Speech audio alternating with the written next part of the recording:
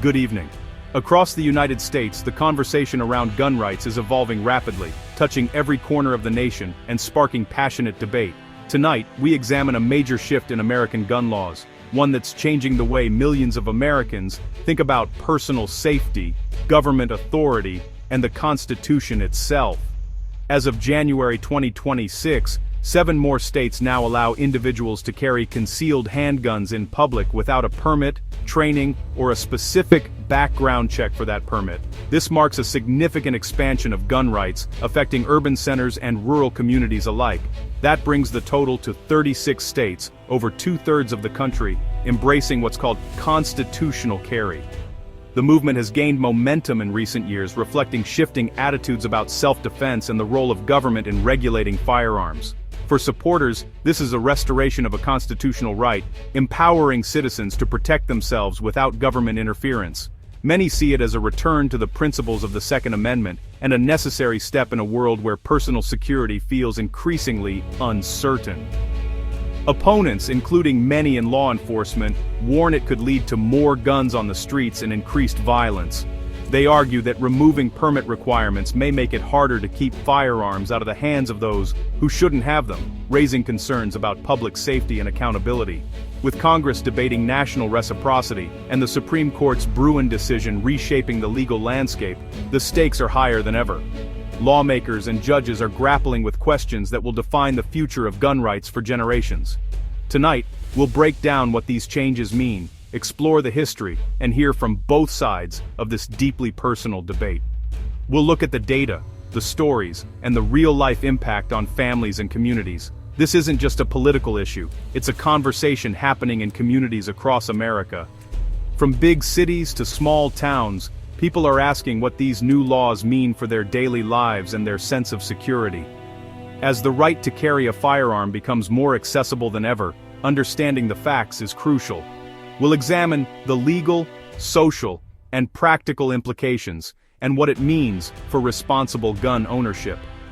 Let's dive into how we got here, what's at stake, and what it means for the nation as we navigate this new landscape of gun rights together. To understand today's landscape, let's look back at how American gun laws have evolved over time, and how the debate over carrying firearms in public has shifted through the decades. For most of the 20th century, concealed carry was tightly restricted. Local authorities had broad discretion to deny permits, and in many places, only a select few could legally carry a concealed weapon. The prevailing attitude was that carrying a gun in public was a privilege, not a right. But in the 1980s and 90s, a wave of change swept through state legislatures. Shall-issue laws began to take hold, requiring authorities to grant permits to anyone who met basic criteria, such as passing a background check and completing training. This marked a significant shift in public policy and attitudes. Permitless carry, however, remained extremely rare. For centuries, Vermont stood alone as the only state where no permit was required to carry a concealed firearm, making it a unique outlier in the nation. That began to change in the 21st century. Alaska adopted permitless carry in 2003, followed by Arizona in 2010. After 2020, the movement gained remarkable momentum, with more states joining in rapid succession. Over half of the states with constitutional carry laws adopted them in just the last few years. This surge was fueled by passionate gun rights groups, shifting public opinion, and a series of high-profile court cases, culminating in the Supreme Court's 2022 Bruin decision. The Bruin decision struck down restrictive permit systems, declaring that requiring a special need to carry a firearm was unconstitutional. This ruling energized supporters who argued that any permit requirement infringed on the Second Amendment. What was once considered a fringe idea has now become mainstream, with more and more states adopting permitless carry and redrawing the map of American gun laws in the process. This rapid transformation is not only changing the legal landscape, but also reshaping the nation's social fabric and sparking new debates about rights, safety, and the future of gun policy in America. The 7 new permitless carry states span the Midwest, South, and West, each passing laws after heated debate. These regions have seen significant political activity, with lawmakers and citizens deeply divided on the issue. The debates often centered around the balance between individual rights and public safety. Republican-led legislatures pushed these changes, often over strong Democratic and law enforcement opposition. The debates were intense, with passionate arguments from both sides. Proponents argued for Second Amendment rights, while opponents raised concerns about public safety and the potential for increased violence. The new laws allow any legal gun owner, usually age 21 or older, to carry concealed without a permit. This means that as long as you can legally own a firearm, you can carry it concealed in public spaces without needing to go through the previous permitting process. Gone are requirements for applications, fees, background checks for permits, and mandatory training. This has significantly reduced the bureaucratic hurdles for gun owners, making it easier and faster to carry a concealed weapon. In some states, governors vetoed the bills, only to be overridden by legislatures. This shows the strong legislative support for these changes, even in the face of executive opposition. Law enforcement groups warned the laws would make it harder to distinguish between law-abiding citizens and criminals. They argue that without permits, it becomes more challenging to ensure that those carrying firearms are doing so responsibly.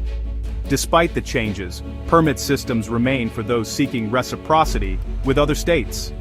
This means that if you plan to travel and carry your firearm across state lines, you may still need a permit to comply with other states' laws. This creates a two-tiered system. Permits are now mainly for interstate travel, not in-state carry. For many, this means the permit is more about convenience when traveling rather than a necessity for daily life. State agencies will continue processing permits, but the requirement is gone for most residents. This shift has led to a decrease in the number of permit applications, as many find they no longer need one for everyday carry. The practical impact: more people can carry, with fewer barriers. This has led to a noticeable increase in the number of individuals carrying concealed firearms in public spaces, reflecting the broader access and reduced restrictions. Supporters see constitutional carry as a fundamental right. No permit should be needed to exercise self-defense. They argue permit requirements are bureaucratic hurdles that unfairly burden law-abiding citizens. Advocates believe more armed citizens deter crime, making communities safer. They point out that criminals ignore permit laws anyway, so restrictions only disarm the law-abiding. Supporters also highlight equity permit fees and training costs can be barriers for low-income individuals and people of color. They cite studies claiming no increase in violent crime after permitless carry laws are enacted. For them, the evidence shows trusting citizens with their rights does not lead to chaos. They frame this as both a constitutional and social justice issue. Opponents, including law enforcement and public health experts, warn that removing permit requirements eliminates vital safeguards. They argue permits and training ensure only responsible, competent people carry guns in public. Research links weaker carry laws to increased violence. One study found a 32% rise in gun assaults after permit laws were weakened. Law enforcement says it's now harder to distinguish between lawful carriers and those with bad intent, making police work riskier. Polls show most Americans, including gun owners, support permit requirements. Opponents say legislatures are ignoring public opinion in favor of a vocal minority. For them, this is a public safety issue, not just a political one. Experts are deeply divided. Second Amendment scholars argue Bruin makes permitless carry a constitutional imperative, restoring original intent.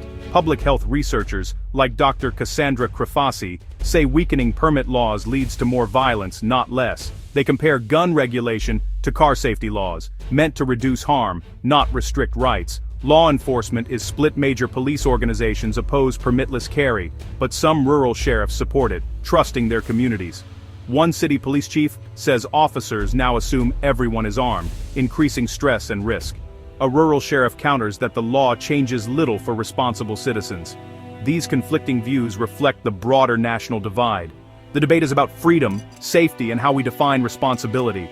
With 36 states now, permitless pressure is building for a national solution. Congress is debating a bill that would require all states to recognize each other's carry laws. Federal reciprocity. Supporters say it's about fairness if driver's licenses are valid nationwide.